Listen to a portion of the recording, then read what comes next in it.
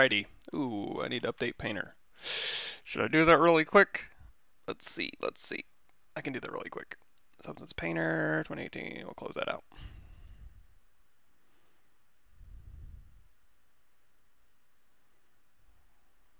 Come on.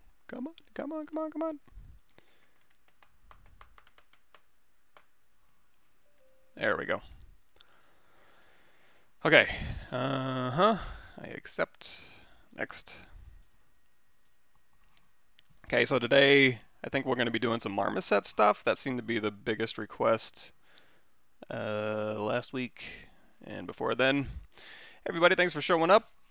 Like I said before, we're going to be doing some marmoset stuff, but first I'm going to open up Painter because I don't really know what I can bring into marmoset that I have done. I don't use marmoset that often because I usually just get my stuff into Unreal for engine at work, and I don't do a lot of portfolio stuff, which I probably should do. There is a Marmoset 2 Unreal Engine that maybe we can look at. I haven't actually used it, but I'm going to see if I have any assets that are kind of ready for Marmoset. Not to say you can't just take a high-res into Marmoset. We're not going to update my drivers just yet. Okay. So, what have I done recently? We got the Painter Zombie book. We got, the Commander might be kind of fun to play around with. We'll check that out. We'll see if we can do that one. The Houdini Skimmer, big ones. Painter book, handgun might be an okay one. The handgun probably. Let's see how that zombie book turned out. Commander. Think. Because I don't want to bring anything in there that's going to take too much time to set up. Let's do the handgun. Let me open up this handgun here. And we'll take a quick look at that. Excuse me. That'll work. Okay, so here's a handgun that we made. If you go to my YouTube channel, go away, notifications, there we go. Go to my YouTube channel, go to my playlist. There is a bunch of stuff on this one. The sci-fi weapon process is the making of this thing. ZBrush 4.8, what's new, is where I ended up making this for the ZBrush 4.8 beta. And so we got the sci-fi pistol series, and Video Nomad says there's a Marmoset importer in UE4, works quite nicely. Yeah, that's what I was talking about. Yeah, from Marmoset to UE4, they even have a UE4 preset, which is kind of nice. I have Marmoset, I should probably use it more. Just one of those things I really don't use that much. So anyway, let's try and use it. Let's see if I can use it. Marmoset. There it is. Yay. Okay, so if we want to play around with that handgun, I'm going to go to my pistol painter, and I'll see if I can get the Commander up and running in Marmoset. So anyway, if we want to start out just fresh, what we can do is I can even go to this demo bake file. I think this will work. So we've got pistol high and pistol low, and if I want to, should I start out with baking? Ooh, this is kind of dumb. Well, we can start with baking. So I can go here to this little bread icon. We go to the baker here, and I can do a quick loader. So I can load this pistol demo bake, pistol high, pistol low, and I think if I select them both, you can grab them. It's going to take a little bit to import because that pistol high is 400 meg of high-res goodness. But if you're in Marmoset, you can bring in just your high-res if you want to and use it like Keyshot. If you have separate objects, you can just drag and drop materials from these material presets or make your own materials. Drag and drop them onto your high-res and then just render that if you want to. That's perfectly doable. I think I've gotten before like 40 million polygons into Marmoset and it worked just fine. So you can kind of use it like Keyshot if you want. You can also bring in your high and your low, which is what I'm doing now, and you can set up bake groups and stuff. So we'll let that load up. Let me see. Oh, there we go. So as you can see, the baker brought in a bunch of bake groups. We've got, for example, if I click trigger, we've got trigger, the high-res mesh and the low-res mesh, and you can also turn those on and off, and then the baker has the bake settings. In the bake settings, if I only want to see the high-res, I can turn off the low-res, and then here's just my high-res object. If I want to, I can go to the skylight here, and we can go, well, you can bring in your own image if you have your own HDR images that you want to bring in. You can also go here to the presets and Castle Sunset or Desert Road. You can also take this sky and you can like duplicate it off, and then you can change this one to an HDR image or say another preset. So we've got Castle Road, Castle Sunset, and Desert Road, let's say. So now we have sky and then sky copy, and you can swap those out. So if we go to this one, we turn the eyeball on, or we turn the eyeball on this one, that'll just swap between those twos. You can also go in here and click on your image here, and that'll put in a child light. So you can put in a bunch of child lights, and then you can change the child light brightness if you want to play around with this. And you can also go in here and select them. I believe, yeah, you can select them and move them around. If you want to see the cast shadows, we can go over here to, where's that? New shadow catcher here. So you can see as we added each one of those child lights, it's dropping in a new light. You can even move the child lights in here, I believe, and that'll oh, maybe not. Those might be just directional lights, so it doesn't really matter where they are in space. But if you want to see them better, you can move them out of the way from the middle here. So you can select them, or you can go in here to the skylight and you can select them in here, and you can change on their individual properties, selective brightness down here, maybe child light brightness. I think you can manually, individually, backdrop brightness, backdrop blur. To change the black backdrop blur, go to, from ambient sky, go to blurred sky as your backdrop. So now you have this, and now you can, so here's the backdrop that we have in there. And what else we got? What else we got? If we don't need any of this thing, it's like, okay, this skylight was fun. We don't need it. We can just trash it. I think, or maybe not. Can we just, we'll just click off this. So we'll make this one visible, and then on this one, it won't let me trash the skylight. Good to know. All right, so here's our default one. We can also go in here and we can make a light like so, and that's going to put it down here at the bottom. So we can light our scene with a dynamic light. So here's my dynamic light, and you can see the shadows are casting, and this is a spotlight. We can change this to just Omni, and now wherever I have this thing, that's where the shadow is going to go, and this is the light that's going to light my scene. And you can just use this skylight here as like a fill light, so you can change this brightness down if you want to. So you can see my main light's coming from my light, and then the fill light is just behaving as the skylight is behaving as a fill light. And if we just go here, let's just drag, well, you can change your material properties on all these separate objects are going to have their own separate materials. You can also just drag default onto your top of your scene here and just change that. Or you can also go in here to this thing and load up brush metal, aluminum. There's that Unreal 4 template I was talking about, titanium, and just drag and drop those on like Keyshot. So we got this light here. You can add as many lights as you want. You can change the brightness. If you want those shadows to be a little blurrier, you can go in here to the width, and you can kind of change that shadow so it gets a little blurrier. Like I said, add as many as you want. And then again, we're just rendering the high res. So kind of treating it like just a default high res renderer. What else? What else? I think that's it for like the basics. And then we'll go in and grab a low res that we have. So for instance, we'll take this gun with all these baked textures on there, and then we'll throw it into Marmoset. If you want to go to the settings, you can go to settings here, and you can turn on cool stuff like GI, ambient occlusion. Everything else is probably on in here. Oh, there's voxels that you can show from your backdrop. That's kind of neat. And let's go back to our sky here, and let's say this one we're going to be blurry, and then backdrop brightness, blur. So yeah, put in lights, change the light brightness, and the width, and all the sort of settings you can do in there. And then if you want to bake this thing, let's see if this will bake for me. I didn't actually bake this in Marmoset, I baked it in Painter, but we'll see how it does. So we've got the baker in here. So I turned off all the low, so I turned all the low back on. You can see there's my low res mesh, and if I want to turn off all the high, I can toggle off all the high res meshes, and then I should be able to click this P for previews bake output on low poly geometry. So it'll create a material containing normal map AO and material outputs, applies it to low poly meshes contained in the baker. Doesn't exist, choose a new path, and we'll say demo. And let's let that spin for a minute, and I'll get cut up. Let's see. Let's see. So Tyler says, been watching a couple years, moved to Austin a couple weeks. Wondering if you know any good studios that might hire a generalist. I mean, there's a lot of studios in Austin.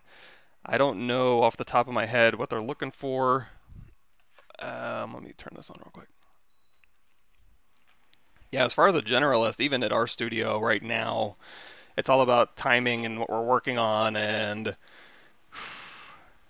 like, I think if you go to the Certain Affinity webpage, for the sandbox side, which is what I work on, the characters, vehicles, and weapons, I know we're looking for super specialists. We're actually not even looking for a senior character artist. We're looking for a senior hard surface artist, for example. So it's like, if you got great character work, that's great, but unfortunately, we're kind of looking for a person who's like a weapons vehicle kind of expert, you know, that just mostly does hard surface stuff. So, as far as what I know about, we're not really looking for a generalist on the environment side. You'd have to check their website, or check the Certain Affinity website for that.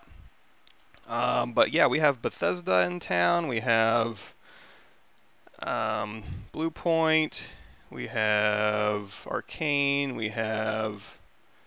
There's a lot of studios. I'd have to look at that. But again, I'm not sure what they're really looking for. Daybreak. Generalist is a tough one. It'd be kind of like what kind of. It might almost be an opportunistic hire. Like what kind of general stuff are you good at and is in your portfolio and stuff. Can you recommend which of your videos playlist is best for learning the basics of how to do clothing and armor? Let's take a look. You know what we might be able to do? Let me see. Is this my search? Okay. So type in armor into my channel if you want to see my stuff specifically, or you can type in ZBrush armor to YouTube. I'm sure you'd find some stuff. But for me specifically, this will go over like here's like stylized shoulder pad, quick armor creation. The boot tutorial that this one is from is pretty good. It's not armor specifically, but you can use a lot of these. Let's look at that one in depth a little bit. And I don't know if this thing's gonna bake. Is this thing gonna bake? Did I do something wrong? Again, it's been a while. Oh, bake? Sorry. I thought I could just hit preview. Let's let that spin. Okay, anyway. So we're going to go here. We're going to go to my playlists. And so just going through my playlists. Armor, you can go to the sci-fi pistol series. There's some good stuff in there. Also, ZBrush 4R8 What's New has all the live Boolean stuff, which I think would be nice for armor. What else? This, if you want to just kind of concept your armor out, the ZBrush mech helmet and concept sketching might be a good one. The boot tutorial, like I was talking about earlier. Let's just look at the where we at? Boot tutorial.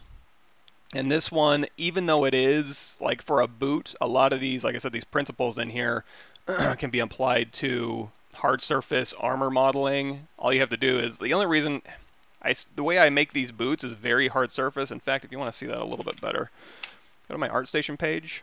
Here. Link. Oh, I'm also on Discord. I couldn't get Discord to go through Restream, but I do have it open. So NDA and Vitamin and the Determined is in there. Hopefully you guys can hear me. If not, I apologize. But let's go to my profile here. And if you want, underneath this boot tutorial, here's the playlist. You can go up here and you can just watch this. Also, here's a little visual breakdown, so we can go like full screen, and you can just go through here and you can use this to kind of go through the process. And also on my ArtStation page, anything that's on my YouTube channel, you can also go through here if you want to see like how did you make the commander, and then you scroll way down because I got a lot of filler. And then here's, you know, the basic process of how I made this guy in particular. So there's that. YouTube. Yeah, I did. And also, if you go to my Pavlovich workshop, there's, go away. If you scroll way down, we end up and actually start concepting and making this sci-fi females armor. So if we load that up into ZBrush, do we have ZBrush open? We don't. That will kind of go through some armor stuff. Give me a second. Sorry for blinding you. There we go. Streaming. I haven't worked on her in a long time. I need to finish her out. So helmet refine, tech suit details. Let's go to helmet refine. See where we ended up. And then I think this is just like in the concept phase here. So you can kind of see we're starting to add her armor, and then on her base body here, I just took a piece from her base undersuit here, so you can kind of see doing this type of stuff and putting on her little bodysuit.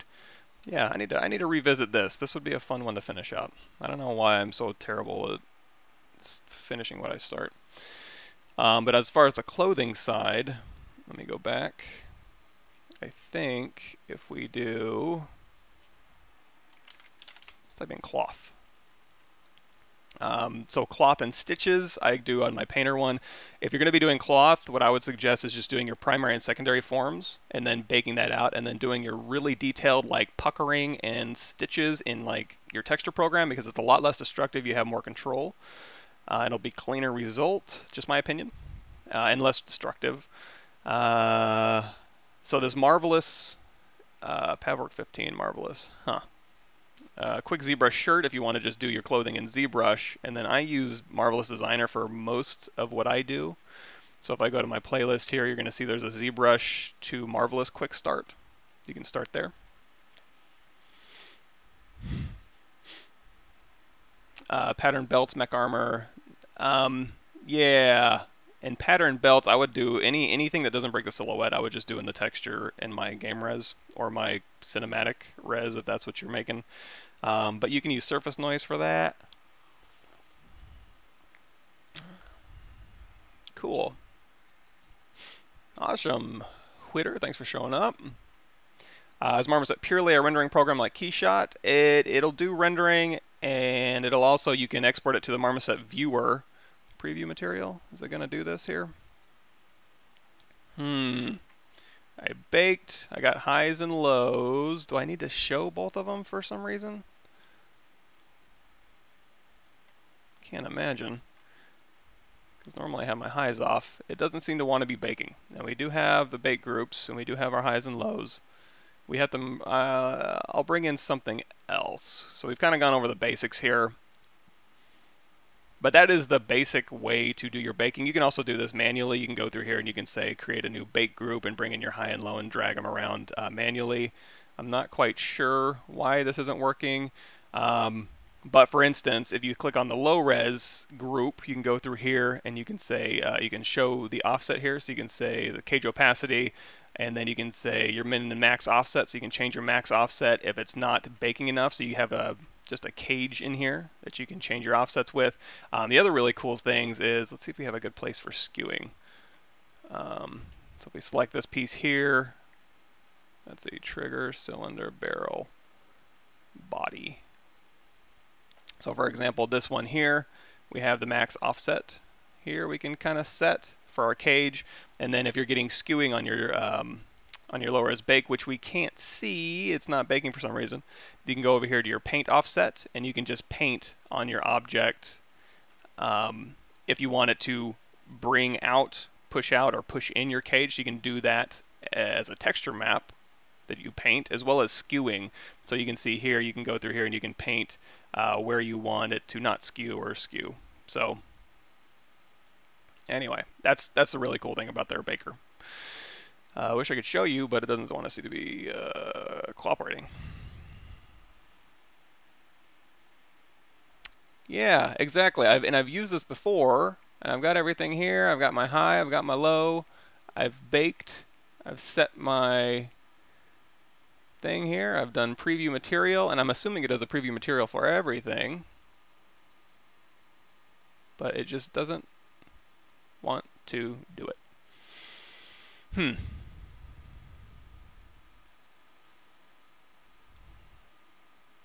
I've done that boot tutorial. Is that process up to date? How would you tackle it today in 2018? The only thing that 2018 adds is Sculptris Pro and deformers. So any place where I might use a deformer, use the newer deformer. So for example, speaking of 2018, if you go to, where are we at? Should be at the very top. ZBrush 2018, what's new? If you go to this playlist, this is Sculptris Pro functionality, which you guys know. And here is, you can turn on this button here, and this will add, so if you take the snake hook, let me actually use my tablet here. Okay, so you can use snake hook to automatically tessellate here, and then you can go through here and you can, see you got this automatic tessellation, and it's not Dynamesh, so it'll keep these things separate, but you can also go through here and just take it out to nothing if you want to. So this is automatic. Not Dynamesh. You can go through here and you can do your Tessimate. So all this stuff is in that playlist here, as well as Sculptris Pro is the big one, and then the next big one, snake hook functionality with that as well, and Tessimate. Gizmo, so they've added a bunch of new stuff in here, so we can like go to Unmask Mesh Center and go here, and let's go out of X Symmetry here, and we'll go ahead and just hide this side here, and we can go into this menu, and then we have like all the new remesh options, remesh by union, project primitive. There's the other one was the project primitive is an interesting thing. So if you watched my Earthworm Jim creation I did this a little bit. This is where you can project a primitive and kind of use it as an on the fly. It's got a little bit more options than say just using an insert mesh brush. You can go through here and you can make new objects, and if you're okay with this, you can say accept, and then you can pull out another object and then push this one in, and we can scale it down, and you can change your blur settings and all this maximum displacement and all this good stuff. So we go over those options, and then here's all the other deformers in here that they've added. So again, if you go here, let's say accept, and in here there's all sorts of cool stuff that you can use for deformers here. So I think that was the next bigger thing. And then the third bigger thing, okay, you know what, that's a good point. So this polygroup it in the boot tutorial, wherever I make a polygroup, instead of masking and polygrouping, for example, I might use, what might I use? I might use ZBrush. I might use Polygroup It. That's the Polygroup It plugin under Z plugin here, which is here. So you can just do poly painting and then send it to Polygroup It to make your polygroups, and then back. That's my 2018 what's new. Anything else in here I might use? Do curve brush functionality. If I use the curve brush in that tutorial, you can now bend and twist curves and then add and subtract on curves, which is nice. And then just yesterday or the day before, I did the 2018.1 now has an unmasked mesh center button. So if you guys aren't aware of that, you now have under masking, you have an unmasked mesh center, so you can assign this to a hotkey, and that'll snap it to your unmasked mesh center. I don't know why I have such a hard time saying that. Seems like there's 100 ways to skin the same cat in ZBrush when it comes to hard surface, and I would say that's 3D in general. Like, there's a million different ways. ZBrush especially, which is why I like it. Number one, it's good because there's 100 different ways to do things, so when you're problem solving, you have 100 different ways to tackle that problem, so your problem solving tends to be a little more refined, a little faster. The bad news is there's 100 different ways to solve things, so you might end up doing a lot of trial and error, especially if you're newer to ZBrush. You're going to use what you know, and it may not be the best way to tackle it, and it might be a little bit more brute force. Hit it in the old ZBrush topology with Z-spheres, and that, honestly, I mean, I'm going to be doing a lot of game resing coming up soon, but I still am faster doing ZBrush retopology just for a quick blockout, and I'll clean it up somewhere else than I am TopoGun or Modo or Maya. Even though they have all these great tools, it's still faster and more precise to me just to quickly go in, especially when I'm working with 40 million polygon meshes and I don't feel like exporting all that. It's just easier for me to do in ZBrush and clean it up later. Change materials on the model, I think. Okay, let's check that out. And again, this is probably user error. So if I go to the pistol button default, because like it should give me, it's snapping to something. What is it snapping to?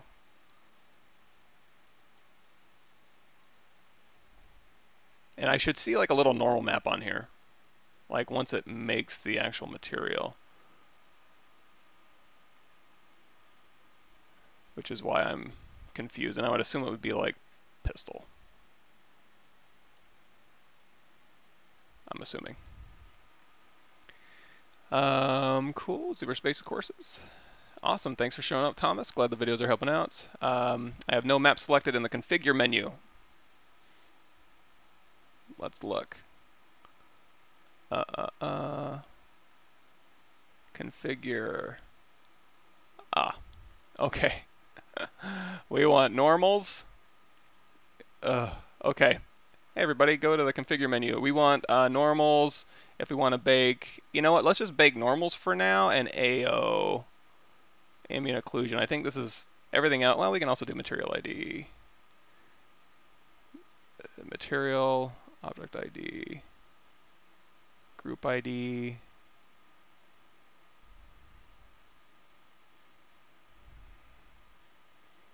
Okay. So now these are the things we're going to bake. So when we get our preview material, there we go. Thank you, Video Nomad. You win this round. Change the way the baker is set up. You can now choose presets of maps and add, hide, unused maps, etc. Okay, that's cool. Again, it's been a long time since I baked in here, obviously.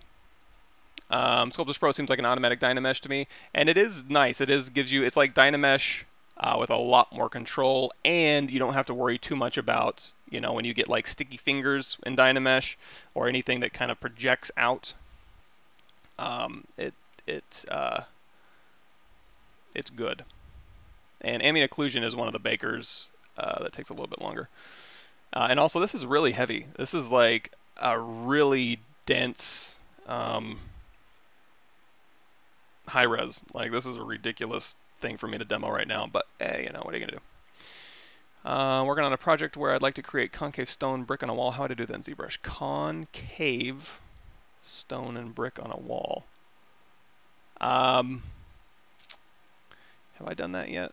Let me see. It's kind of slowing my machine down, so I'm just gonna wait for this to finish. I would use array mesh, and there we go. Look at that.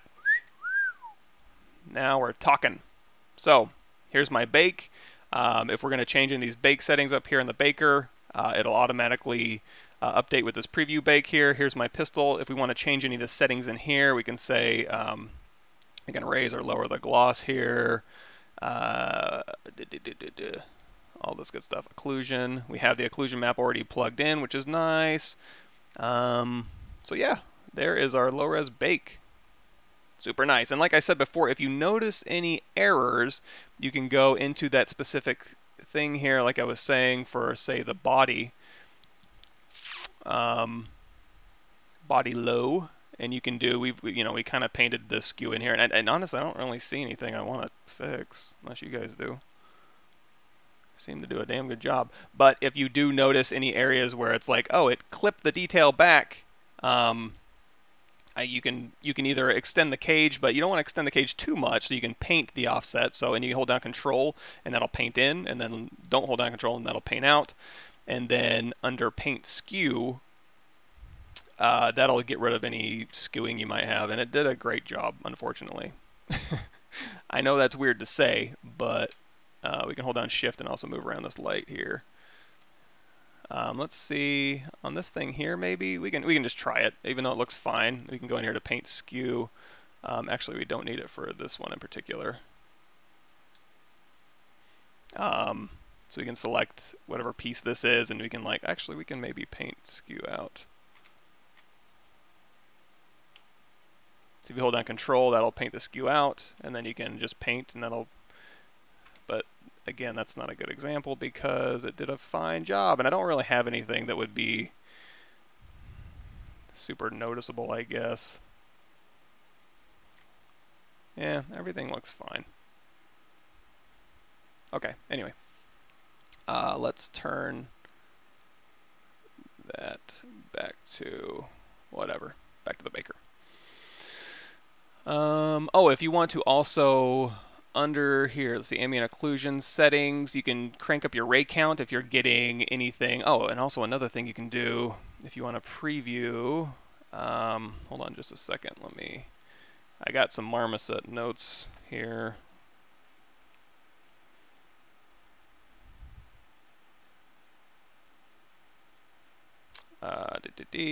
There's a way to preview them. I forget what it is.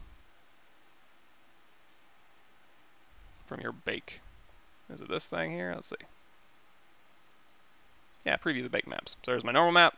Here's my AO maps. If you're looking at your AO map and you notice any banding or anything like that, you can go into the particular settings here and you can change your ray count. You can add floor occlusion if you want to. What else we got? Ignore groups if you want it to just bake everything together. So we'll do ignore groups and floor occlusion. And we'll hit done, and that should update my AO map if we click this preview button maybe, or maybe bake. And then that'll go ahead and say, instead of baking your ambient occlusion to just those individual start groups, it'll now bake everything together. I wouldn't do this if you're going to be like for example, the cylinder. I know I'm pointing at my screen, but the cylinder that pops forward and gets replaced, maybe you wouldn't want to do that. Anything that animates, really, you don't want a baked ambient occlusion map on that piece. But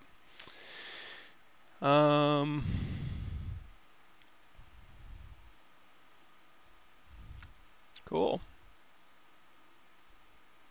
How do I disable the spacebar in ZBrush? I'm not sure. I'm not sure I necessarily would. Oh boy. Yeah, baking this ambient occlusion uses all my resources here. Give it a second.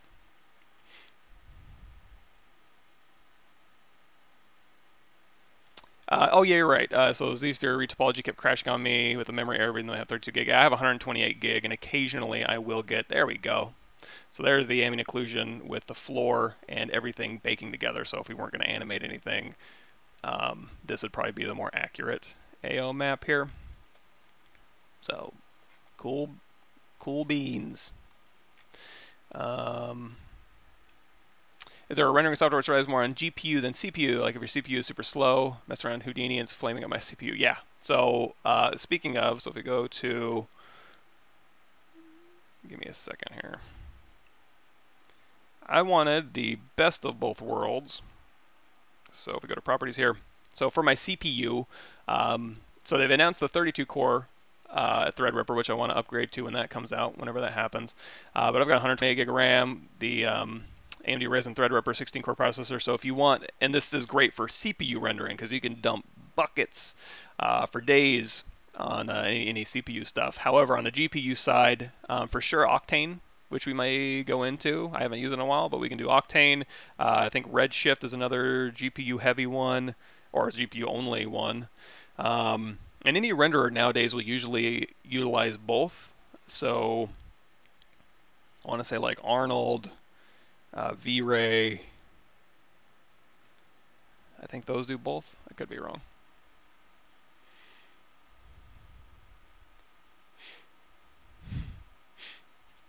Cool. So now optimize Houdini to use more resources. Got a feeling it's utilizing a lot of RAM. Yeah, and depending on what you're doing, that's why stack it full of RAM, stack it full of CPU. ZBrush is a CPU RAM heavy application, and then if I send anything to Keyshot, that's CPU only, so it'll run on anything. But then of course if your CPU is slow, then it won't be ideal. Marmoset is good for baking normals. Marmoset is excellent at baking everything, so you can certainly utilize it. Here's our low res map here on our, and also you can set your resolution and stuff, I believe, in here. So And again, I apologize. Here's your resolution, so you can do that. And then when you go to export, I think you can export all this into a PSD file. All sorts of cool stuff. So there's our nice game res. Now, if we wanted to bring in an object, let's see if I even have that set up correctly. Give me a second.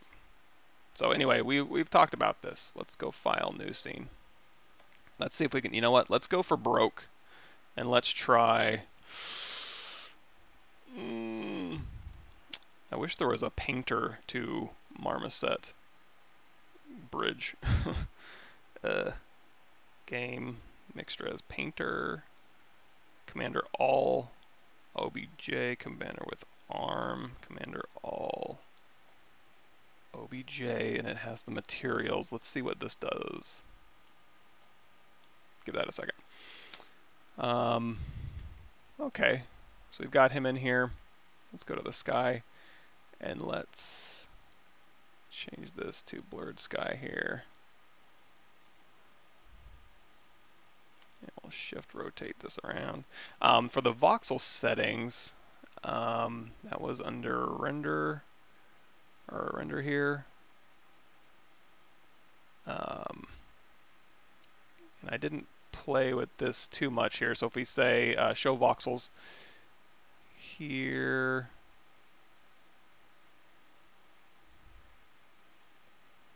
doesn't seem to be showing up. I wonder if we have to be in another mode with our skylight or something. But that's kind of an interesting way where they can voxelize pieces of in here, and you can change where your voxel detail ends up going. But it's not, I know, I've never actually used it for anything in particular, so let's go ahead and say he's good, and then, well, let's catch up here. On a low-res mesh, Z modeler, move point infinite depth moves all the vertices along depth line, but what about a dense mesh? Masking using the gizmo is very annoying. Any trick? Sure, so on a lower res, being able to go all the way through and move those around is good. But on a dense mesh, let's see. So here's a dense mesh, and we want to go, we can use the move brush here. Let me turn off line cursor service.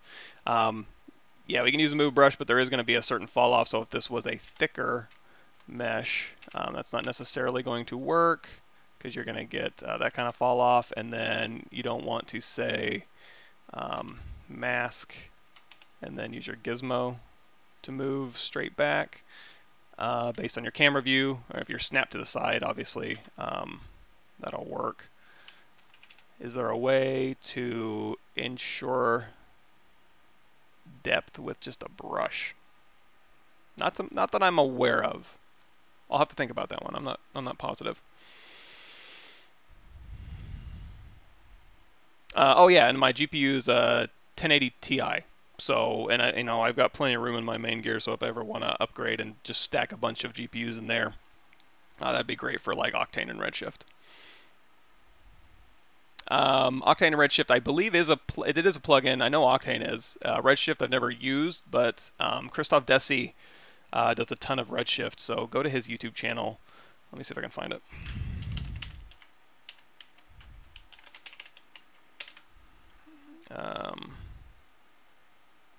Well, let's be more specific. There we go. Yeah. So Christoph Desi does a lot of Redshift tutorials. I'll link you guys to his YouTube here. Bam. If you do want to see my Pixelogic streams, there's that one, and then my ArtStation already sent, and then my YouTube channel. Let's just go here. And actually, you know what? I'll send you directly to my playlist here, because this is usually a little bit more organized. And you can... Cool. Could you do a video explaining how to make mobile parts and elasticity ZBrush arms and legs? Mobile V parts and elasticity ZBrush arms and legs. Yeah, like mech type stuff, we could try that. How does ZBrush 2018 hold up to CAD programs when it comes to hard surface entertainment modeling?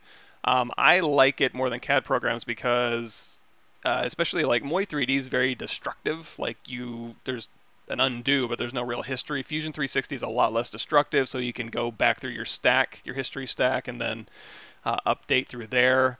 Live booleans are super non-destructive because it's just meshes sitting there. So my preferred method is honestly live booleans. There's some drawbacks to it as far as mesh processing to get good bakes if you don't have a rounded edge shader. But I prefer live booleans, honestly. And also the speed and flexibility I have in ZBrush versus like just poly modeling in a CAD program is kind of I have yet to see one in a CAD program. You can do it, but it's not very fun. And you can also, that brings up, if you go to, it's kind of an old one, but this Fusion 360 Quick Start, in there I go back and forth between Fusion 360 and ZBrush. So you can model in ZBrush. If you do it all in quads, you can convert that to a body CAD, in CAD, or surface, and then to a body. And then you can also bring in like reference meshes that you just sculpt out, like this crappy mesh right here. You could take this into Fusion and then use this as, like, instead of bringing in an image plane, you can bring in a 3D object and then you base your sketches on that to do a really nice breakdown. I think that's video 12 in this particular series. Oh my god, there it is. So if y'all want, you can check that out. There's a link. And I think, yeah, working with imported objects is the one you guys want to check out.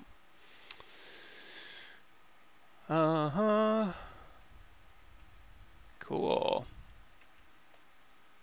Thanks for showing up, D. Van Gore. ZBrush models. Cool. Awesome. All right. So now, where were we at? Let's see. We have the commander in there. Hopefully this isn't too much of a pain. I wish... Hold on. Let me see if I have my bake files in here. So we got the bake. Let's go to commander. Bear with me. Textures. Keyshot, Octane, PBR, Metal, Roughness, Redshift, Sketchfab, V-Ray. Let's see what we have here. So we got accessories in here. Can I just... ARM accessories. I'm going to see... And again, I should do this more often. Do as I say, not as I do. And keep your... Oh, you know what? This isn't even the file I want. Well, we'll move forward with this one here. Body. Because I know I can just drag and drop, and I wonder if I can drag and drop multiple based on name. Okay, that kind of worked here. So we got the gloss map. I don't want to be a gloss map. I want it to be, I do want it to be inverted, but I want it to be normal map, gloss map, microsurface, gloss, reflections.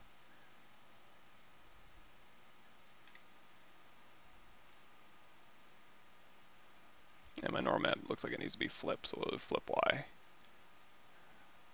Boy, that looks all sorts of busted. Well, maybe drag and drop doesn't work that great for that. We'll start with something simpler. How much time a day do you work? So my 9 to 5 is a certain affinity, and that they're pretty good about not making us crunch at all, really. But any crunching I do is usually just on stuff I want to do. So let's say 8 to 6 is what my normal working hours are, and I'll take a couple minutes for lunch. And then, which is usually just a protein shake. Let's see here. Let me drag in something else here, because I'm not even sure if that PBR metal rough is what I wanted. Okay, let's see. You know what, we'll do the handgun. We'll do the pistol for now. So, painter. So we've got our bakes in there. Pistol demo bake, install on bake, renders. So we'll take the demo bake since we've already got the low. And I know that the textures that we baked worked. I'm just going to do that. So let's go back. So if we go back to Substance here, so I want to export these things. We can go to File, Export Textures, and our configuration. we can switch to, is there a good...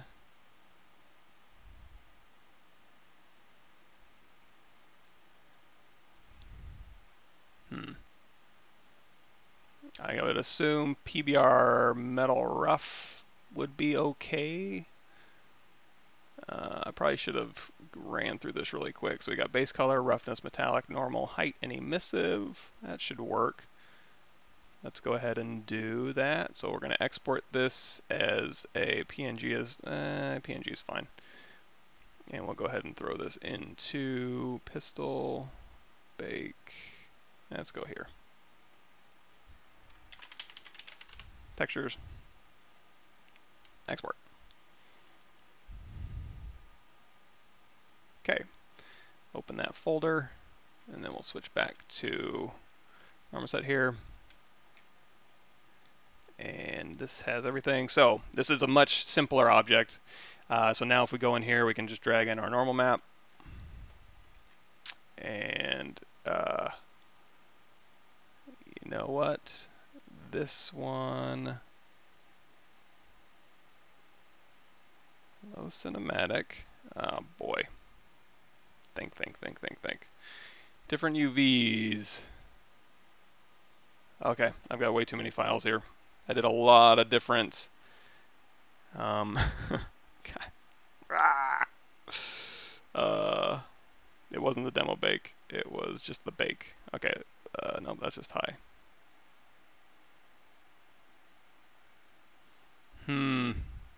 Alright, sorry. Let me see. UMesh, gone high, textures. Crap. We'll skip that. You know what? We do have... Oh...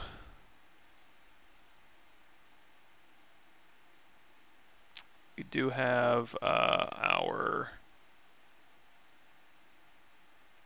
GDC female. Maybe we can bring her in. There we go. So let's see what we got here. So let's say we will just do the helmet for now. So if we go up here to the helmet, our head, and these are just the, we don't have any exported. All right, sorry. I'll have to, next time I'll do something. I'll do something better where we can bring in an object. You know what? I'll set the commander up. Since you guys already saw the basics, I'll set the commander up and then we'll do some cool rendering with him. It takes a long time with really complex objects to set all this stuff up. Let's see. Anything else? Invert the gloss channel. Yeah, I thought they did. I thought they had a roughness. You could change it to roughness, but yeah, when you do a gloss map, it looked like it inverted it on by default, but it still looked weird. Preferred way to render out topology, let's say for a portfolio. Normally, I'm lazy enough to where I just go in here to iRay. So I have my painter set up, and if I'm just texturing in painter, I'll just throw it into iRay real quick. So in here, kind of, if we go to display settings, we can change this to this Bonifacio street, and then we can say in the dome we can turn off click color, and here's where we have this. So it's kind of like Keyshot, it's kind of like Marmoset, so you got the best of both worlds, kinda. And it looks like also in here we would probably want to see if we can do, is that a shader setting here, emissive intensity. We're going to crank that up. There we go. So we're going to crank up that emissive intensity, and then on your display settings here, we can maybe do glare, so we can kind of blow that out a little bit. There we go. That's nice. So this is what I would do, and then of course if you don't want to see all this, you could just go to your turn on clear color, and we'll do like a mid-gray. So now you can see your... Now this isn't as robust as either a Keyshot or Marmoset. In some instances, like doing water or refraction or jewelry would be much easier in Keyshot. You could also do it in Marmoset, and also being able to put in like a light over here, as far as I know, isn't possible. You could maybe set up an emissive, but that's not, I don't know. Doesn't necessarily do that, but probably just an iRay is how lazy I am. If you want to take the extra time, or it doesn't take a lot of extra time, it just, you know, you could put it into Marmoset, and set it up in here, and you'll get a lot more control over your lighting and your material settings. Vastly prefer anatomy sculpture. MSS facial anatomy. Other many specialists for anatomy and faces at studios. Sure. In fact, I used to work with.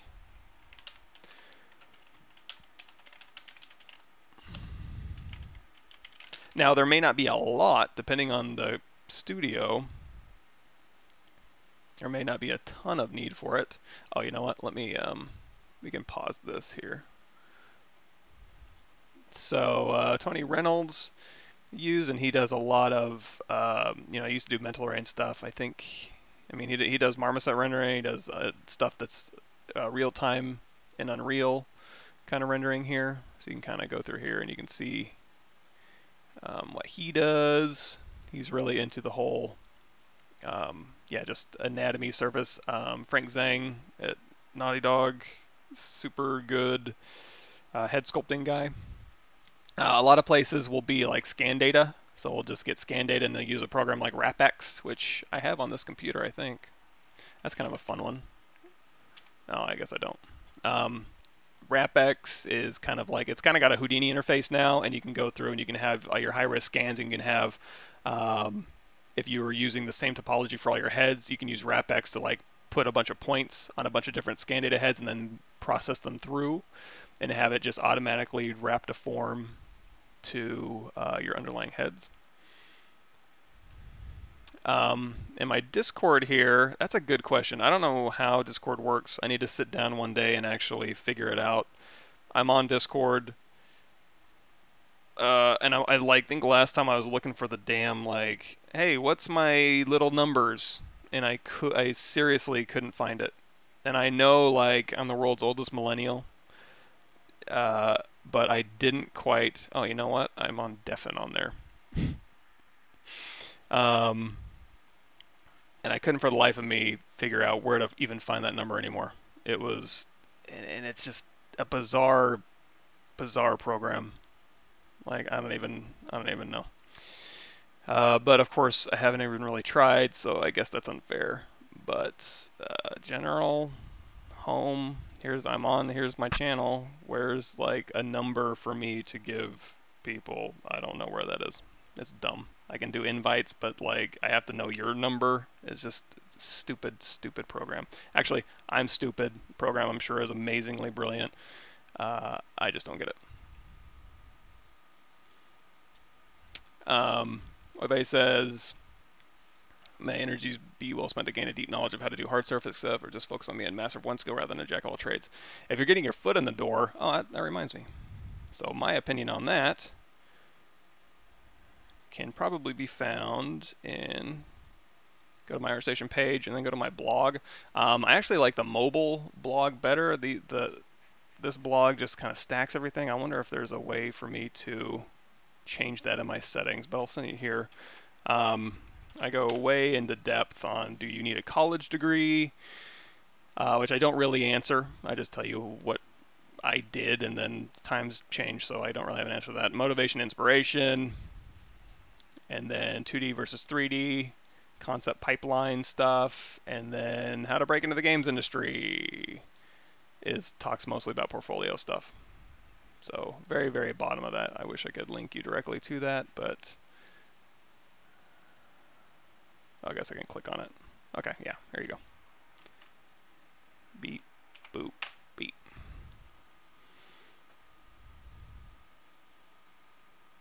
RenderMan, yes, that's another good one. Arnold doesn't use GPU for anything other than denoise right now. Good to know. Are you left-handed or camera is inverted? Camera is actually inverted. The reason I do that is because I put it over here on the right, and then I'd be looking off the screen if I did it right. Hey everybody, thanks for showing up. Oh yeah, so the stone and brick wall would be something like make a cube, polymesh 3D, like this. Yeah, that'll work. And then I would go into my array mesh, and I would say lightbox array mesh, and I would say give me a brick wall. And then I would say lock position, lock size, and let me scale this just a bit here. And also, let's see if we need to change these offsets here. So we have stage 2 offset amount, nope. X and Y amount, we'll change that Y amount a little bit. And then for stage 3, we'll see if we need to do a little bit more. There we go. I'm just kind of dialing in our offsets here. So here's my brick wall, for example. So now that I have that, I can also go in here if I want to, and this is just instances. So if I want to make any changes to this, there we go. Or if I want to say, you know what, let's go, let's see if this will even work. Initialize Q cube. Okay. So now this will make it a little bit easier to work with. So there's my brick wall. Now what I can do is I can say crease. Under the crease menu, we can do crease PG, and then under geometry, under the crease menu, there's also a bevel, so we can put in like a little bevel on there. And if you want to, you can also go in here to say surface, and you can make your own surface noise, or you can also go in here and you can just be like, I want it to be, do you have like a bricky style? Oh, there's actually a brick surface noise if you want to use that. We'll check that out in a second. But we can say, I don't know, that's kind of noisy brick here.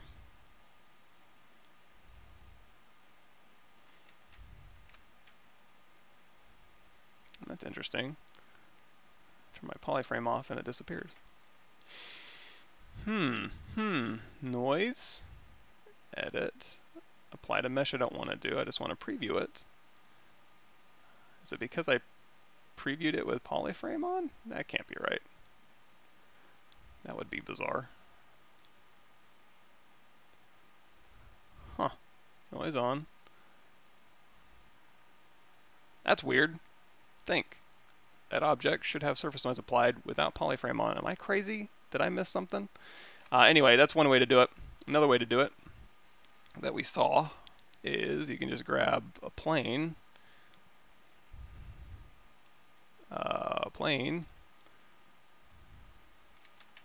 Make polymesh 3D, go into surface noise. I don't know why I seem to be losing my mind with surface noise. I don't use it a lot, but we can throw on a surface noise brick. There we go. So now, let's go to Skin Shader 4. So here you can use surface noise. We go ahead and edit the surface noise here. This angle's weird. We can tile it more or less. Noise scale, we're mixing basic noise 0. Okay, so that's one way to kind of do it, if you're so inclined. Oh yeah, and sRGB for gloss and roughness off. Thank you, the Babu. Seagull Rush, I'm fine. Thanks for showing up. Vitalis, so we're using ZBrush, Marmoset, and Substance Painter. So we hop back out of here. This is the Substance Painter interface. So if you want to see more on this, under my YouTube channel, there's the now this is a little bit dated, but there's a Substance Painter quick start. There's also a Substance Designer quick start. If you guys are interested in Substance Designer, there's a lot of really cool stuff in here. And if you like Substance Designer, I would definitely check out the Houdini Game Dev tool set. It's basically like Substance Designer for everything, so you can use it for textures, models, processing geometry, really interesting stuff. So this goes through the entire process of making a game res, UVing it, baking it out, and then you can export that and bring it into Painter. For example, we can go File, Open Recent, Houdini Skimmer. So this was done using that process for it. This one might be, let me see if I have, do I have this one? And this is another thing too, where I just go into iRay and then do my beauty renders out of here. And iRay is a GPU renderer here, so let's go to our display settings, and we'll do dome, clear color off. Yeah, So there it is. That's what it's being lit by.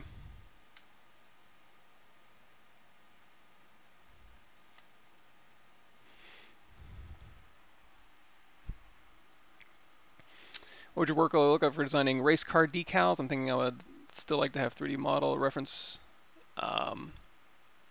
Okay, so yeah, for decal stuff, what I would probably use is, let's see.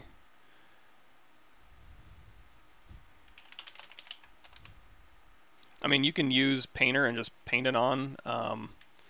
For example, all of these kind of decals are just painted on, but if you want to do it right, tool updates, game development. Let me see if this has it in there. Houdini has a built-in decal dropper that is really nice.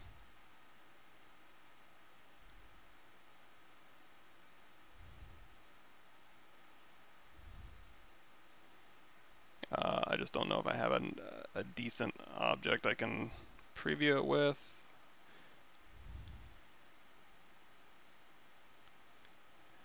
Yeah, this has everything. This is a 48-minute video. Somewhere in here, I know they talk about the new decal stuff. I'll just link you guys to this. But essentially, it's just you have a decal. You can load up a normal map or whatever you want into it, and then you just position it, and it's like a projection camera that will project geometry and your decal, so you can kind of in real time move your decal around on your object and have it creating the decal overlay geometry conforming to your mesh. That's what I would use. Cool. Yeah, Ire's good. Yeah, and you don't get a ton of control, like I said, but you could definitely throw this into Marmoset pretty easily. I don't have anything set up for Marmoset, and I don't want to bore you guys trying to get something in there.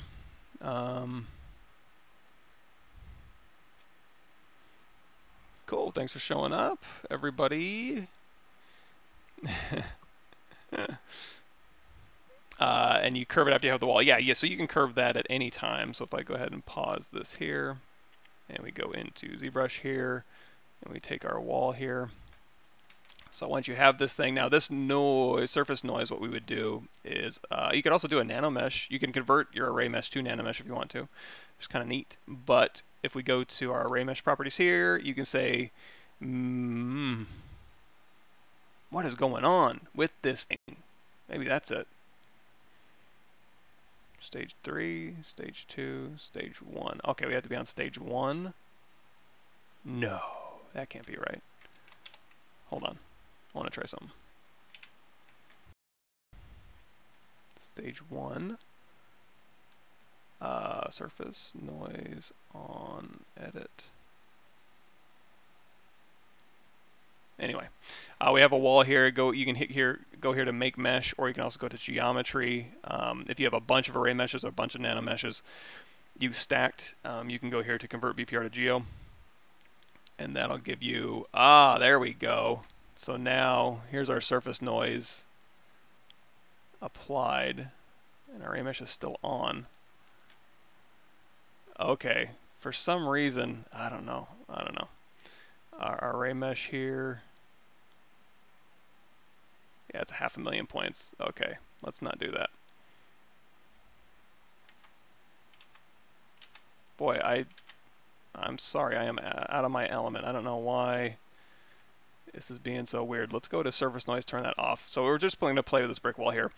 Array mesh, we can hit make mesh, and that'll go ahead and make our meshes. Although, when we did that, you're going to see it kind of stuck together. That's that extrude option. You can do extrude and extrude close. Let's turn that off because I don't want that polygroup to stick to anywhere else. And then, let's see. Yeah, so instead of hitting make mesh, I'm going to go here to convert PPR to geo. And now we got our entire brick wall. So if you want to curve this thing, you can use, we can go to unmesh mesh center here, and then we can do like a bend arc. And you can just take this thing here, you can bend it around if you want to. If you want more control, you can go in here to your bend curve, and you can choose an axis and also a resolution. So we can say, let's bump up that resolution just a bit, and now I have all these points I can go through here, and I can modify however I want. So I can say I want this to come out, and I want this to go in, and I want this to come out. And even along each one of these points here, you're going to have this geometry you want to, or you can squeeze it. So a lot of different controls you can set up with your bend curve or bend arc or any of the deformers you want to use.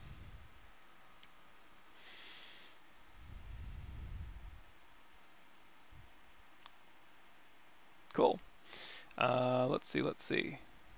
And also,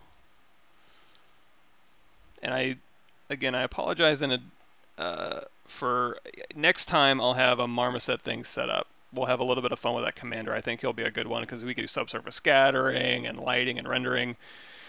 But I don't want to bore you guys too much.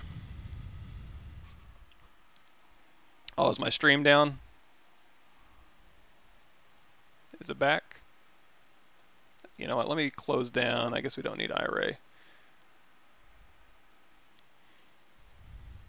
I wonder if I overtaxed my... You know what? When I was doing that wall, I went from a 500,000 polygon brick to a whole array mesh of them, so maybe that took my CPU and threw it through the roof. Am I back? Let's undo that.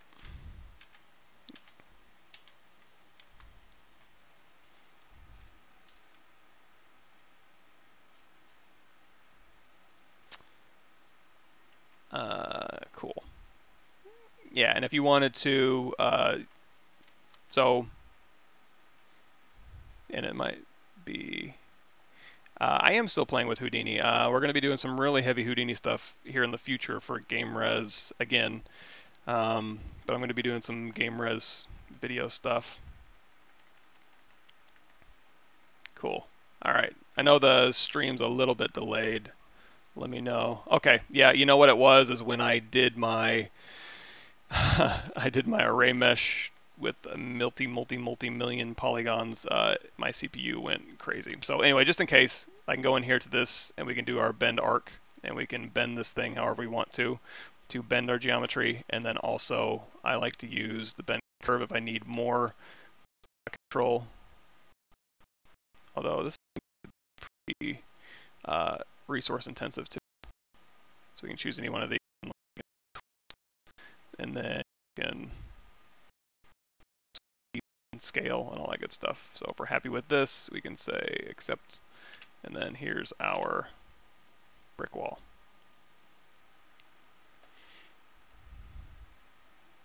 Cool. Okay, good. That's all I did. Yeah, that's all I got. So other question was, how would I do like a low-res bake of this? There's a couple different ways. I think you can just bake this to a plane if you wanted to, like, oh, you know what? That's a good point. So if I was going to do bricks in Substance Painter, what I would do, instead of baking anything out, that'll be a fun one. Let's see if I can load something up. Continue anyway. I would do something like Substance Designer. You can do a really interesting, good procedural brick.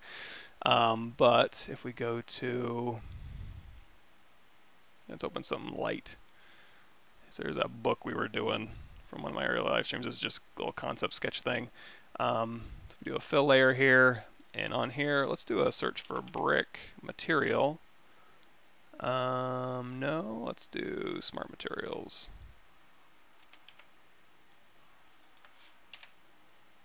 No, let's do, and we can just manually make it. It's not a huge deal, but I want to see if there's one that exists that we can just have. Brick, mud brick wall, concrete pilers, red regular. This one's interesting. Let's do this one. This is my, hold on.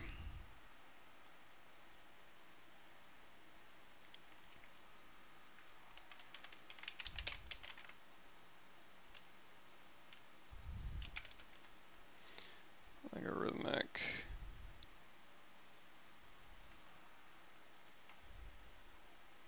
There we go. Okay, so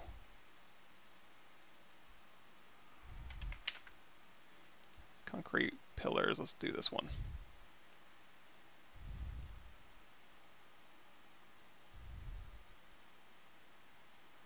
Wait for it. Doop doop doop doop doop. Yay! So now that I have that, we have this brick, and we can just, and this is under our fill layer, so we can just clip it, and now we have brick on here. So on this fill layer, let's change that UV scale a bit, and also our UV rotation, we'll type in 90. There you go. So we got our brick on our object here. And then under this, you can see we got a bunch of parameters here. So if you want to change your brick color or your mortar color, looks like you can turn, there's like a little paint section with paint color if you want, like it used to be painted and then it kind of wore away. So if you turn that on and then paint wear, we can make it nice painted, and then as we add this wear, it starts to chip away. Also paint roughness we can change. Cement damage. We can dial in and out. Water level. Interesting. Okay, so you can actually put like water stains on it if you want. Roughness, rotation, variation, metallicity, brick depth. We can crank that up. Maybe. Wall depth. Channels, technical parameters, all sorts of cool stuff. So you can just download a brick, and you can put that on whatever you want. This makes it look like a cool little brick wall here. And then also on this fill layer, it's on UV projection. If you turn on triplanar, that'll ensure that, let's go ahead and change this UV rotation back. There we go, in this UV scale. So that'll ensure that it is just, whoa.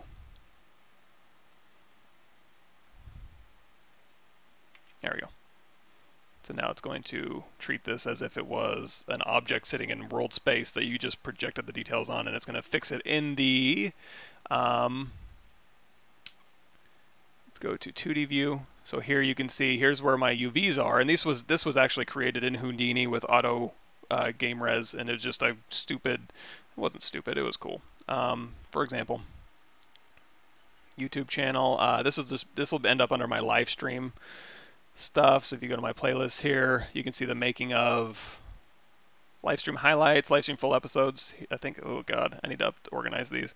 Yeah, this one here is where we went through and we were just kind of playing around with making a book, and then we went through and then threw it into Painter after we went through Houdini, and then just textured it up. And then, you know, you can go in here, and then that's that triplanar I was talking about. So we can go back to 3D only, and then here's your bricks on here. If you want to make your own brick, you can do like a fill layer here, and we'll go ahead and group this, and we'll say for our height will be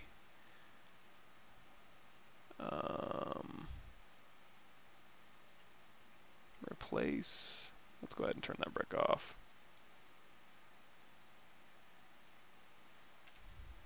There we go. So on this brick here, we can change it. Yeah, so if we want to just do brick for the height, we can, oh boy, let's see if I can figure this out. So for the height channel here, and if we just want to mess around with height, I can just turn off everything but the height map, but we'll go ahead and leave these on as well. And you can use, let's see if I can think about this. Procedural, so here's a brick generator. So we'll start with the height, and we'll just drag that into our height. And then under here, we'll go ahead and say, here's the pattern that we can kind of mess around with. We can invert it if we want to, and also I'm going to go back up here to this UV scale, and we'll just scale this down a little bit. So here's the starts of our bricks, and then in here we can do brick X. We can scale them so they're a little thinner, and then the bevel X, we're going to take these bevel X and bevel Y's out, and then there should be, you can change the gap size. You can round your corners off if you don't want them super sharp. And then gaps, and then middle size, height min, height max, height balance, height variation, slope, offset. There we go. So we can offset in this direction, and then you can add variance to that if you don't want them to be perfect. And then also,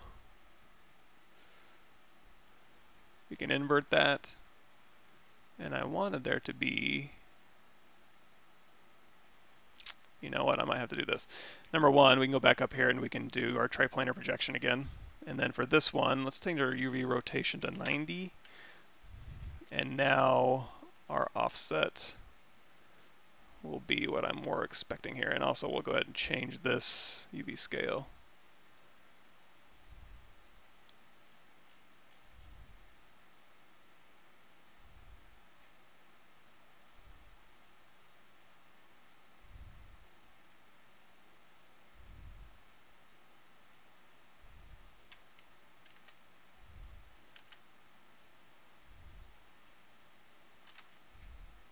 Let's do this.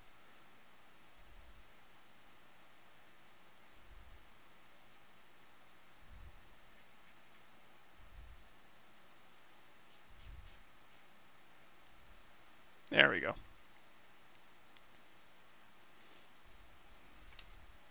So there's the start of our brick, and you can use these parameters to also do your roughness and your color and your mortar masking if you want.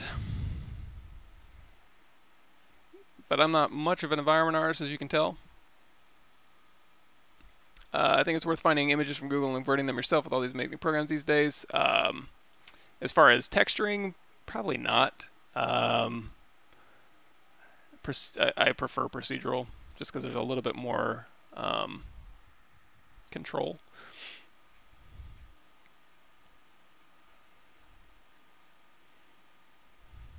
Cool. Okay. Let's see. Good. Just catching up. If I miss anything, I apologize. And I'm probably, I'll probably head out pretty soon. Can you design decals inside of Substance Designer? You kind of can. So if we turn this off, as far as designing them, like making images, it'd probably be easier just to do it in Photoshop and bring it in. But there are underneath alphas here. Let's go ahead and do another fill layer here. Call it decal, and then we'll go ahead and add a black mask, and then we can just paint where we want our decals to go, for example, and then we can change the properties of this decal in a fill layer. But if we want to like put a little arrow on here, we can just stamp that in here, and you can also hold down Control and click. I wish Photoshop had this. I don't think they do still. It makes life so much easier to, like, you can put in, so Control left and right is how much it's going to stamp, and then Control up and down is how much it rotates. So you can go through here and you can just stamp like so, or you can hold down Shift and stamp, and then you can change your spacing if you want it to stamp a little bit more spaced out. Also, there's tons of cool stuff. In fact, doing these things in here is how I did these things. I just used height, though, with a little bit of inverted and a little bit of darker and rougher. Also, there's text in here. So if you want to stamp text, you can go through here and you can stamp text. And if you want to change the text, obviously,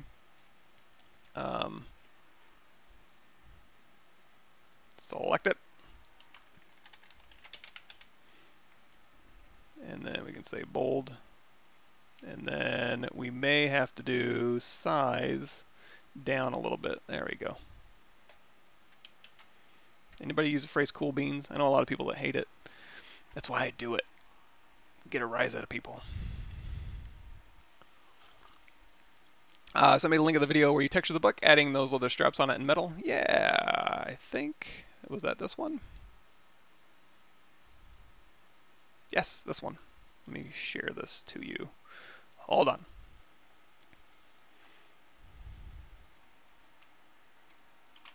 There you go. You mentioned to make animations or just models. If so, it'd be interesting to see your approach. I don't. I do dabble in animation. I work with very, very good animators. That's the problem. Is I work with in any department I've been working with for the past decade. If they're really good at what they do, I tend not to do it, just because I mean I let them do their job and they make me look good, so I don't do it too much. But I do. I went to Ringling, so I do Ringling back in the day before the game program. So I was just a computer animation major, and so of course I learned animation, but I haven't really practiced it at all. So I was trained as an animator, but I became not much of an animator. However, I mean, I can animate. I know the principles, and I know how to paint weights and move joints and set keyframes. I'm just really slow and not real impressive at it. If I am doing like mechanical stuff, I can do that. Usually I'll do it in Maya, where I'll just, I'll parent the geometry to the bones and then do just really quick functionality animations. Maybe, you know what, I'll add that to my topics. That'll be that could be a fun video. Hey, Fabrizio, thanks for showing up. Cool. Anything else you want to see before I go? We can, again, I'll set up Marmoset better later. I got so many old files. I'm trying to see if I have anything decent that I could show that was game resed. I really don't have much on this computer, unfortunately.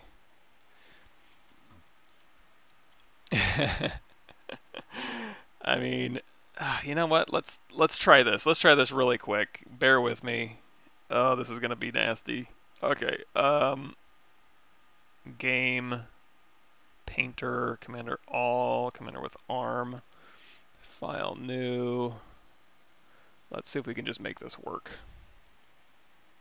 And then 4K textures. These are just his base files. I want exported.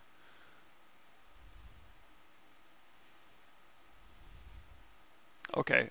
Oh no, that's the full body. I can't do that. Let me see.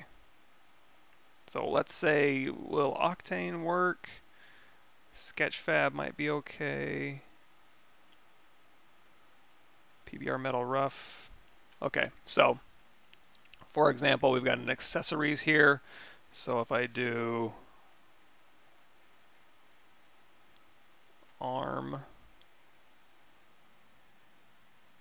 accessories, we'll start with here. So arm. You know what, let's do ammo. Do I have ammo in here? All my textures are all over the place. I am... Hold on, we got Octane in here, but it's all arm and boot, lower body. Details. Okay, let's try this.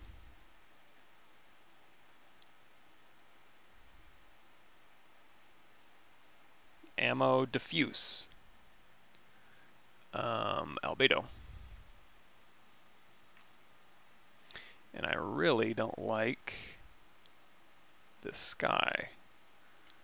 What's up with that?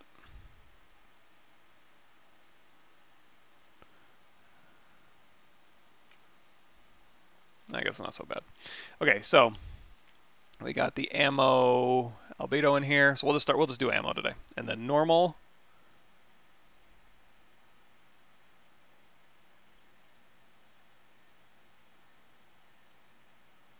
Surface normals, normal map.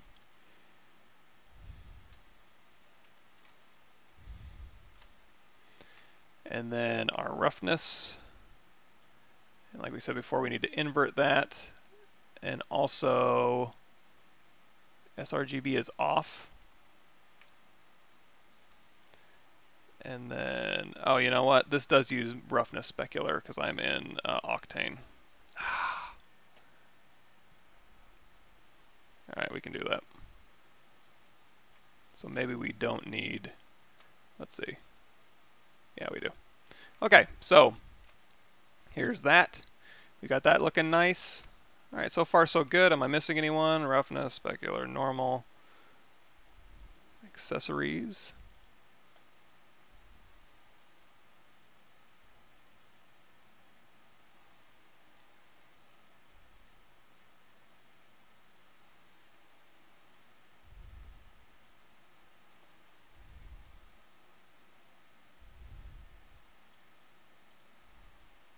And specular.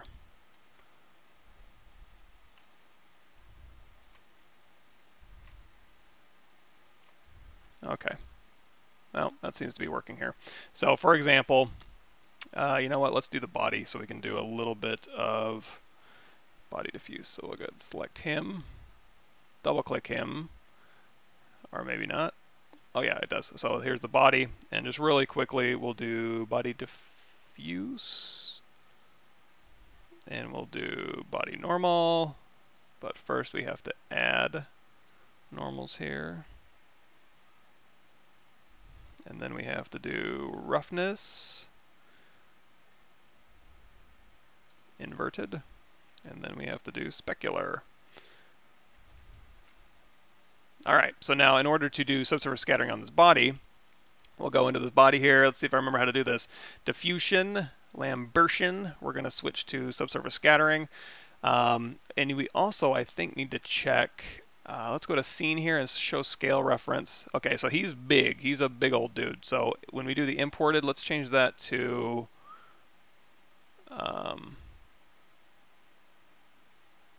meters, inches. That's closer. Inches might be our best bet. Feet, yards, not miles, not millimeters. Let's go with inches. That'll get us the closest. Okay. And let's see if we can do... Okay. Yeah, well, that'll work. Let's do 1.5. Yeah, that's about right. So now the reason we're doing that is any subsurface scattering stuff, and I don't have any scatter maps or anything, so this isn't going to be as pretty as it could be. Although we could drop in, you know what I do have? Yeah, give me a second. Textures, Commander. I do have just as base textures here, so we can use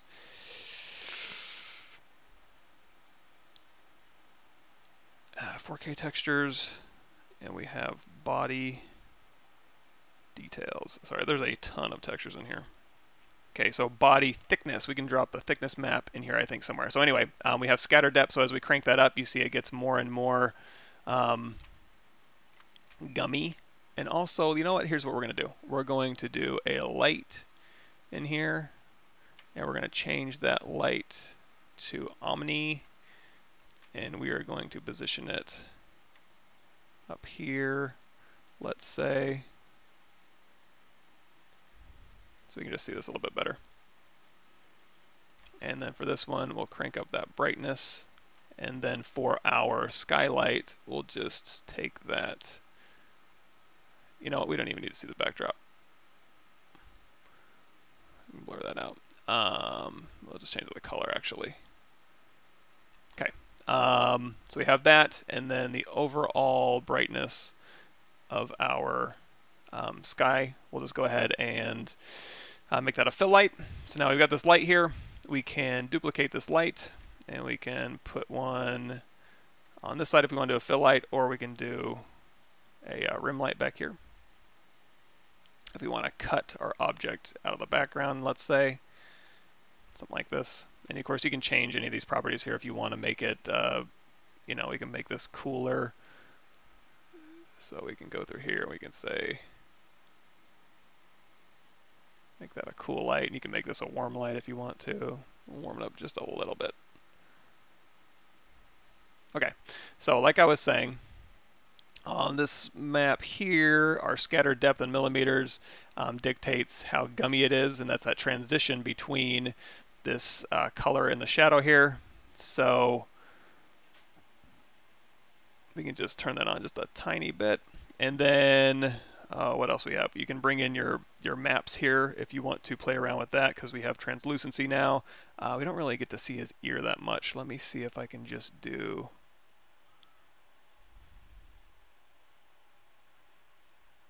I want to isolate selected.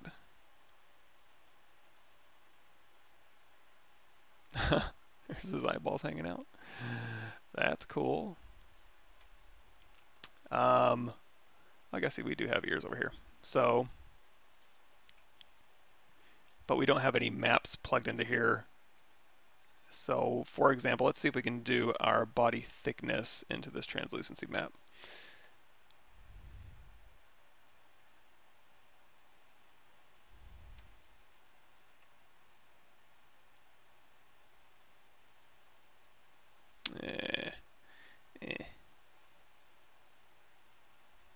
Yeah, I'll just set this up. Oh, the fuzz map too, and also you might notice as you're bringing in your scattered depth, you can bring in a map for that if you want to be like, hey, he has if there's anything on him that's not skin, like the hair, you can mask that out. And you can also do, in the alpha channel, you can make it so that as you're scattering this, your normal map details will stick around. But we can go ahead and just kill that thing here. Anyway, there's that, and then here's, this is all coming in pretty good. You know what? We got time. Okay, let's do the really boring thing of going here to ARM accessories. And we were doing Octane.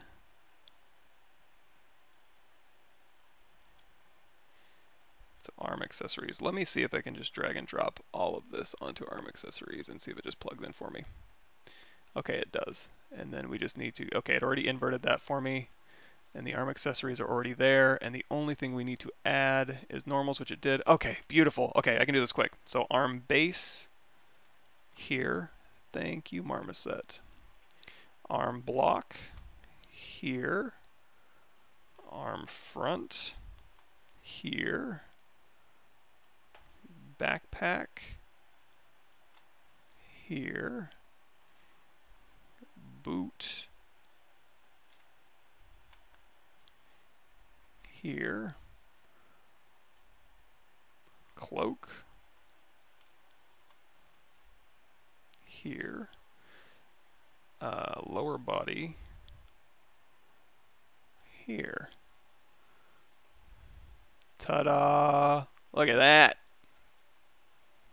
Nice. So I don't have any emissive on him because emissive would have been really fun to play with. Maybe I'll add some emissive later.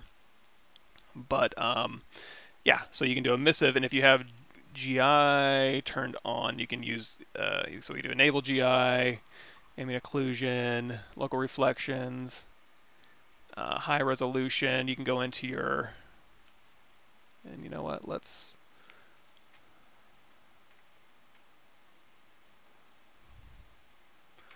crank up that sky a little bit here. So under the sky here, we'll go ahead and do backdrop brightness. Nope, sorry, brightness. Do a little bit better of a fill light here. So I would play with the maps on his skin and do micro normal details and stuff like that, and translucency maps, but I don't have that just yet, and it looked like his thickness map wasn't really playing nice. You can see you can do turntables in here if you want to. If you want, in fact, I think under capture settings, you can set your width and depth height. You can turn on transparency if you want. You can set the quality, and also the sampling. You can really crank this up like 100x or 400x to get really nice results. And then under your render settings, we got good anti-aliasing on. If your Marmoset's chugging, what you can do is you can change this resolution down to half just to kind of get things dialed in. It won't affect your final render, but you can do that if you want to. And then anything else I'm forgetting? Cool. Have I played with Vex in Houdini? I don't think so. Vex. Sounds familiar. But I do very, very, very specific things in Houdini, unfortunately. Oh, you know what we need to do? Let's go to our... let's Drop in a little floor plane here so you can kind of see what's going on.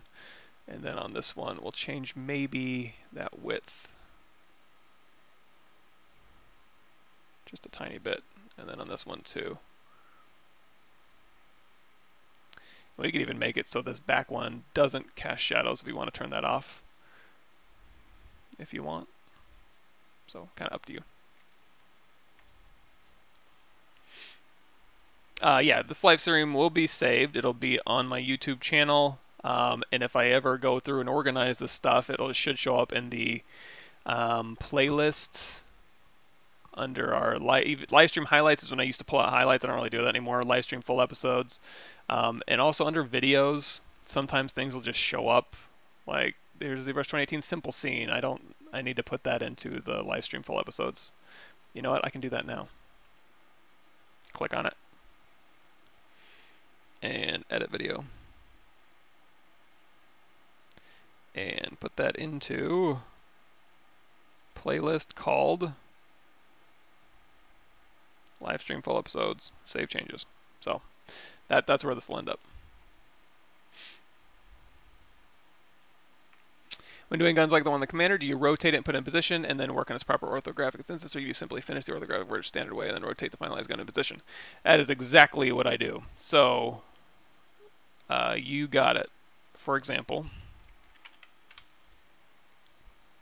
more information on that.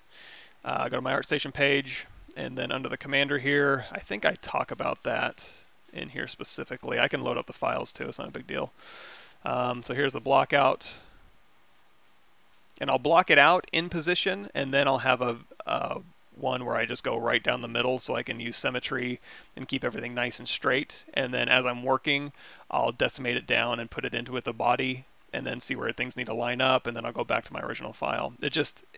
Number one, it's like a very complex piece of machinery, so it's easier just to work on it separately. And number two, like you said, I get to work on it. Let me see, preferences, initialize.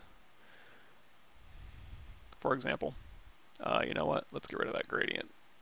Document, range, load tool, Commander, beep, beep, beep, beep, ZBrush.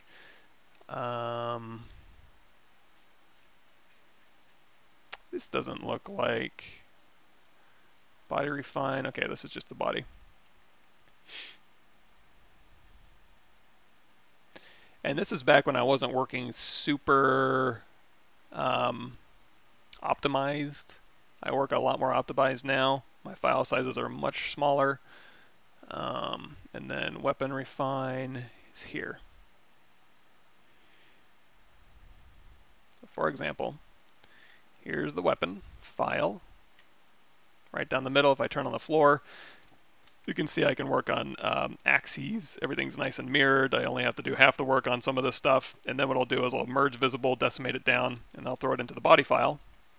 So if I click on this body file weapon here, you're going to see it's just a decimated version of what's working on in there. And even when if I'm just really, so this is like a body refine ready for render. So this is actually even higher resolution than I would normally deal with for the weapon. But this is like if I wanted to take it into keyshot, I could just have that. And then that way, I can have a working file here with the weapon. That's all, everything's fine, and right down the middle, and then I can just put it into place over here. So you got it, and you could do that with anything, even if you wanted to work on this down the middle. This one in particular wasn't really complex enough to warrant that, but certainly a possibility for you.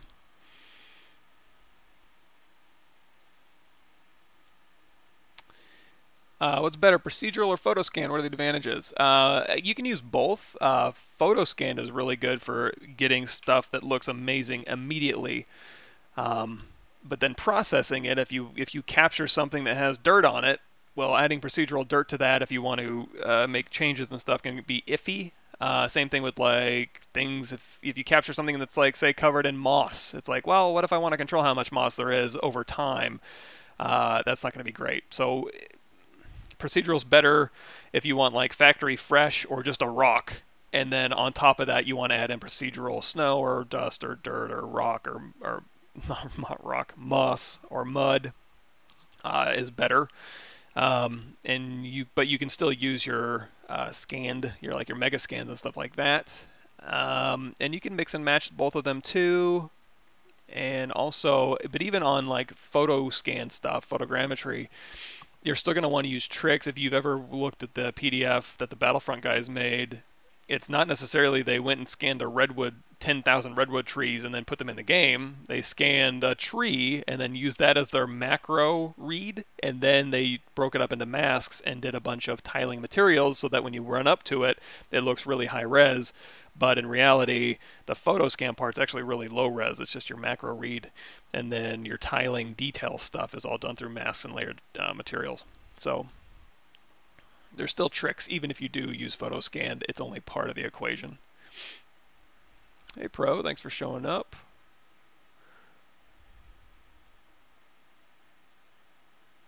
Cool. Learning 3D modeling texture, I have an opportunity to grab Substance Designer Painter for $90. Should I get it? Looking more skill than production quality. Yeah, absolutely. And for if you're doing portfolio stuff, anything you can use for the smoke and mirrors, not smoke and mirrors, it's just presentation to make yourself look good. Like even this super crappy thing we have here, if we go through and we do a quick painter pass and then we throw it into iRay and then we go into our environments map here and we'll say, well, you know what? We'll just leave it like here.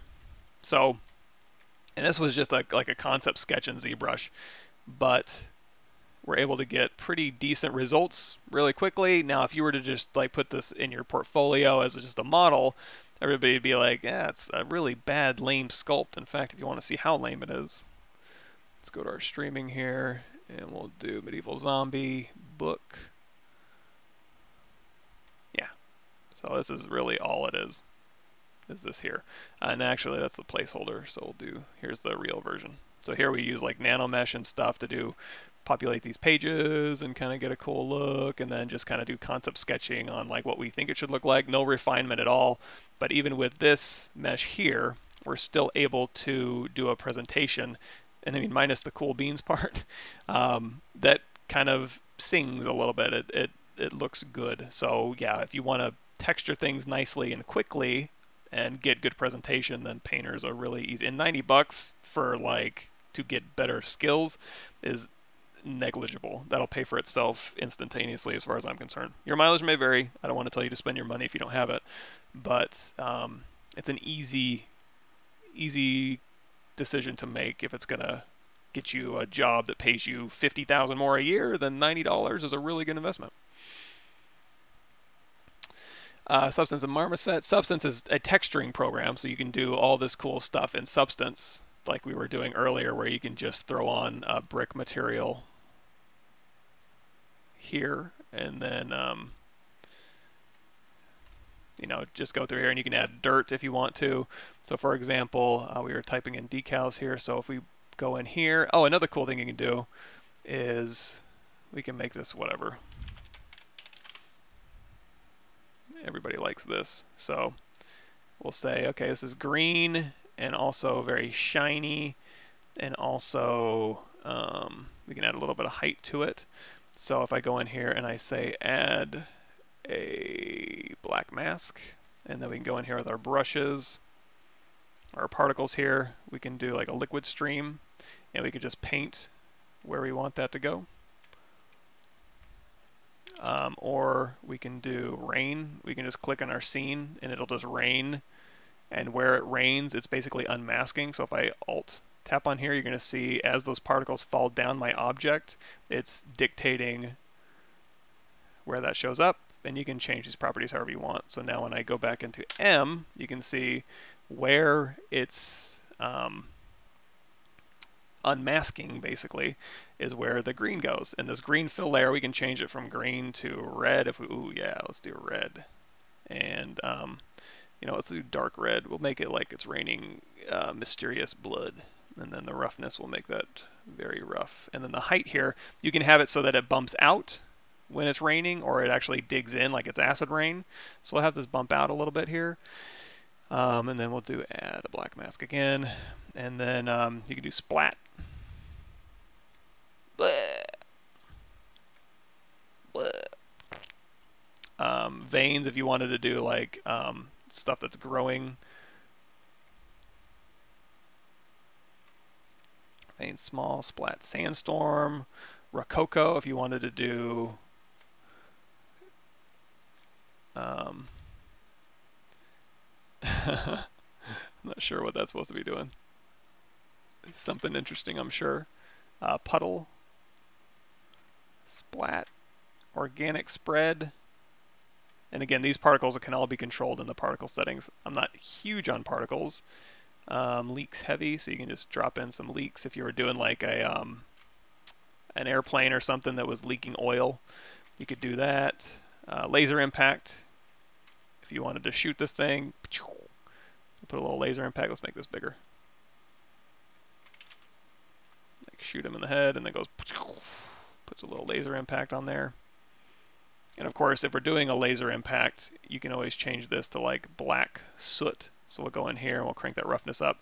So now when we do our laser impact, it's like a little sooty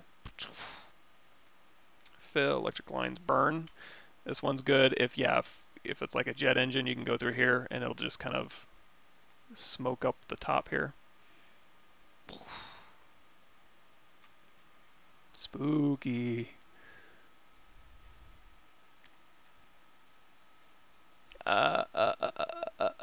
Yes. Let's see. Where am I at? I might have put. And if I miss anything, I give you. I apologize in advance. Surface products. Thinking of buying a Surface book. On Surface products, I'm not quite sure what you mean. Buying a Surface book. So like if you want to do tiling stuff in ZBrush, for sure, ZBrush is pretty good at that. In fact, on my YouTube channel, there is a nano tile maker. Where is that at? Nano tile. Also, just on the Z plugin, you can go and watch Joseph Dress. He'll do a much better job than I did. So under the Z plugin here, there's a nano tile, and then you can download this and install it if you don't have it. And then I think in here, oh, he doesn't have a link to it, but there's videos on YouTube where he goes about it. The book I decimated with Houdini. And if you want more information on that, and this is a really short playlist, like this Houdini game dev tool set, definitely go check it out. I think it'll blow your minds. And if you're doing the indie version of Houdini, it's $200 a year, so you can't beat it.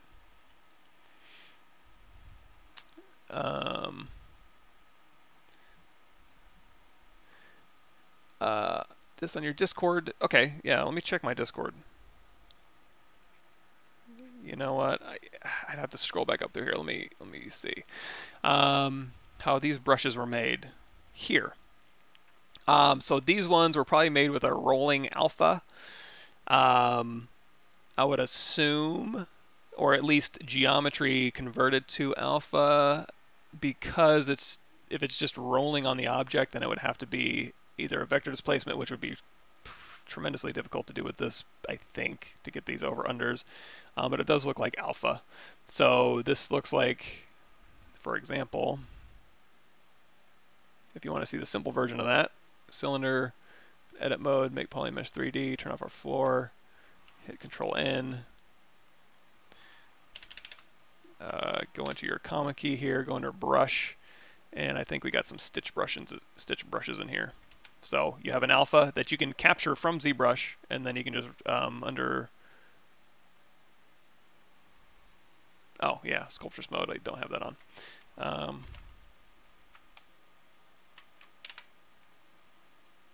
There you go. Crank that intensity up. So under the stroke settings here, under lazy mouse, under stroke modifiers, you're going to see roll is turned on, so it's rolling this alpha over our object. So I'm assuming that's how those are made. I'm not positive, but something like that.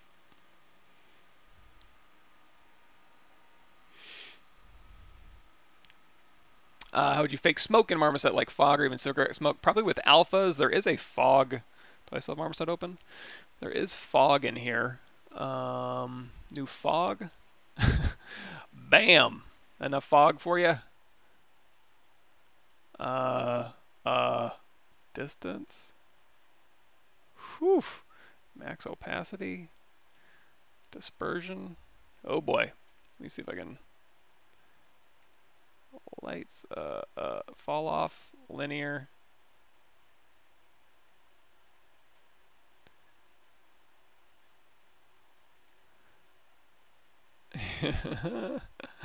Drop that opacity down. There we go. Okay, just a little bit. Obviously, I'm not a fog expert, but so there's kind of a smoky, smoke-filled room, and you can see the dynamic lights are getting affected by that. And then beyond that, if you wanted to have like smoke, what I would probably do, just off the top of my head, I would use cards, and you could even do in Houdini, or you can do what's it called? If you want to have like volumetric smoke, you can do it with a particle effect, and then you can capture that as imposters or like a 3D volume with alphas. That'd be one way to do it.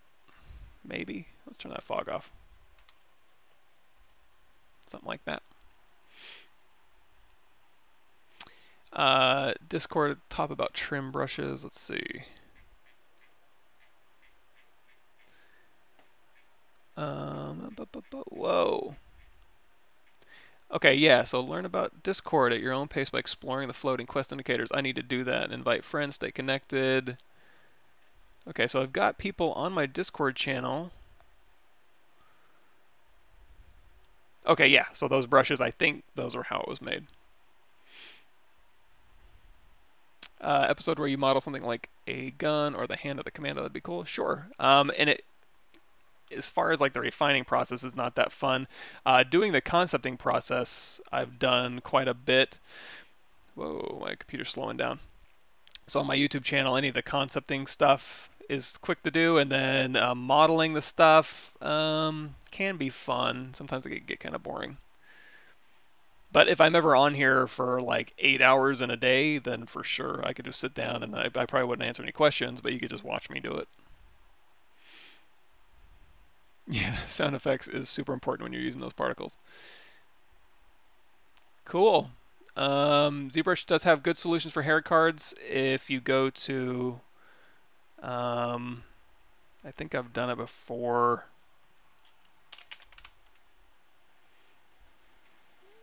Hair card creation techniques. Let me link you to that. Let me say copy link address. You can go check that out.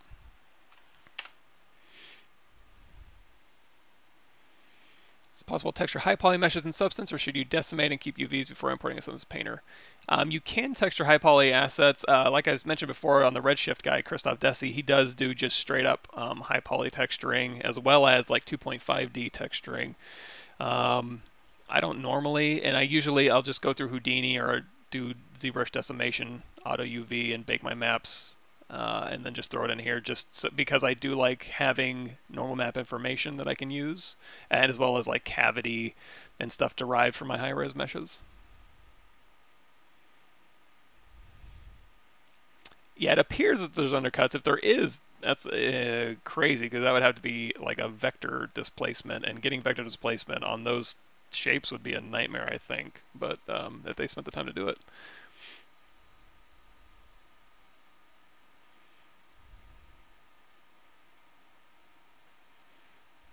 Yeah, exactly. I'm not quite sure. But anyway, hopefully... Oh, it's already 8 o'clock. Okay, so thanks, everybody. I'll try and learn Discord. I don't know why I'm so dumb with it. I just gotta sit down and do it, I guess. Anyway, thanks again. And you know what? Since I got it up,